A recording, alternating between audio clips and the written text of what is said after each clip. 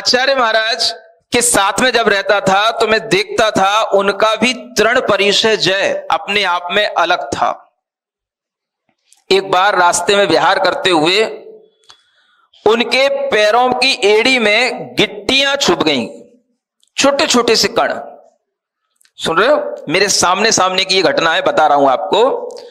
और उनके पैरों में वह चुभता रहता था, वो चलते जाते थे और फिर भी वो चुभता रहता था। और वह जब चुभन ज्यादा हो जाती थी तो थोड़ी देर के लिए फिर कहीं रुक जाते थे। तो जो साथ में मुनि महाराज चलते थे वो देखते थे कि ये क्या हो गया। वैसे तो आचार्य श्री कभी रुकते नहीं थे, अब ये थोड़ा सा बैठ जाते हैं। अब उनके कभी कोई पैर दबाता है तो एकदम से एड़ी पे हाथ लगा तो एकदम से वो उनके चेहरे पे आ गया दर्द है। तब पकड़ में आया कि उनकी एड़ी में कुछ दर्द है। तो शाम के समय पर थोड़ा सा उसको देखा गया, निकाला गया। जब वो विश्राम की मुद्रा में हुए तो वह एक साथ सभी कण नहीं निकले, थोड़ा सा उसमें होल हो गया। फिर भी सुबह विहार करना था, वह उसके अंदर जितने भी कण थे वो सब नहीं निकले, वो विहार चलता रहा। और उस समय पर आचार्य महाराज धीरे धीरे भी विहार करते रहे और उनके चेहरे पर कोई दर्द नहीं, लेकिन पैरों में दर्द है। वो रास्ते में चलते हुए भी हंसते हुए जा रहे हैं।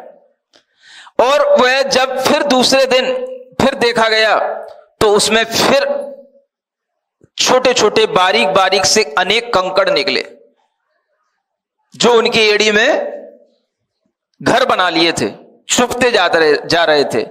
और उसके कारण से उनके चलने में व्यवधान हो रहा था।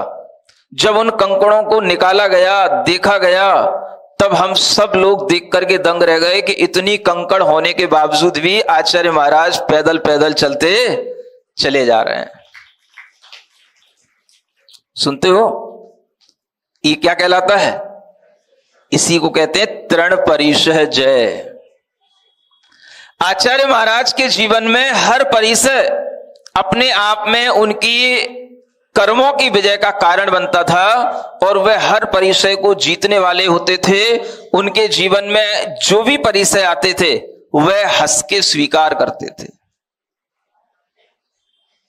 आप सोचो, मुनि महाराज के जीवन में किस बात का सुख होता है? वो चलते चले जा रहे हैं, उनके पैरों में कष्ट है, फिर भी कोई भी उनके सामने आ रहा है, महाराज आशीर्वाद दे दो, नमोस्तु नमोस्तु। तो ऐसा नहीं मुझे कष्ट हो रहा है, चलो अभी जाओ, हटो मेरे सामने से। नमोस्तु कर रहे हैं तो आशीर्वाद भी मिल रहा है, प्रसन्नता भी बनी हुई है, आशीर्वाद में भी भाव बना हुआ है और चलते भी चले जा रहे हैं। ऐसी कौन सी उनके अंदर शक्ति आ जाती है? ये शक्ति कहां से आती है? इसी को कहते हैं तपस्या की शक्ति। समझ में आ रहा है? तपस्या करने से भी शक्ति आती है और यही तप की शक्ति इस तरह के परिसरों को सहन करने का भीतर एक साहस प्रदान करती है। आचार्य महाराज के जीवन में ऐसी तपस्या हमेशा बनी रहती थी और वह इन्हीं परिसरों के साथ रहते थे, लेकिन फिर भी प्रसन्न रहते थे। सब लोग उनके चेहरे की एक मुस्कान देखने के लिए भी लालायित रहते थे। आज भी उनका फोटो, उनका पुराना वीडियो कोई देख लेता है तो ऐसा लगता है वो आज भी हमारे सामने ही सामने है।